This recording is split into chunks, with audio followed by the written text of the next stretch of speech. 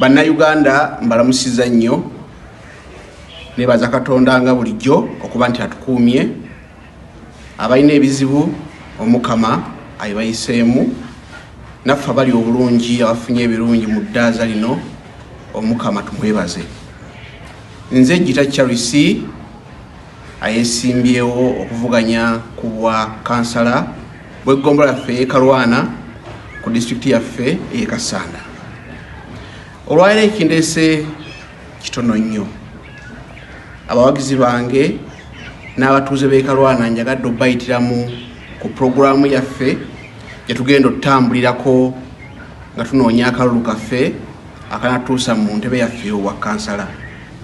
Oluvannyuma lw'akakiiko k'ebyokulonda oba Electoral Commission okukakasa puroguramu yaffe eno, nsazeewo ngigenji banjulire bannakalwana mumanye n'okutegeera ddi lwenja okuba mu kitundu ekyo, ennaku z'omwezi, ebiseera bye biyinza okukyukakyukamu olw'embeera y'obudde n'olw'enkola y'emirimu gino. Naye mbakasa bannakalwana nti nze ne ttiimu yange tuli beetegefu nnyo okulaba nti tukutuukako eyo gy'oli, okwogera naawe ate okutuyamba ennyo n'okwongera okumanya ekyalo kyaffe n'ekitundu kyaffe n'eggombolola yaffe bwefaanana n'ebizibu ebiruma abantu okusingira ddala omuntu oyo asookerwako. Olwekyo bannakalwana mikwano gyange mbagamba nti sigenda kukuba nkuŋŋaana, kubanga njagala bannakalwana okubanga basigala ku mirimu gyabwe nga bakola. Njagala kubasanga buli omu wenjosola omusanga naddala emmakaago.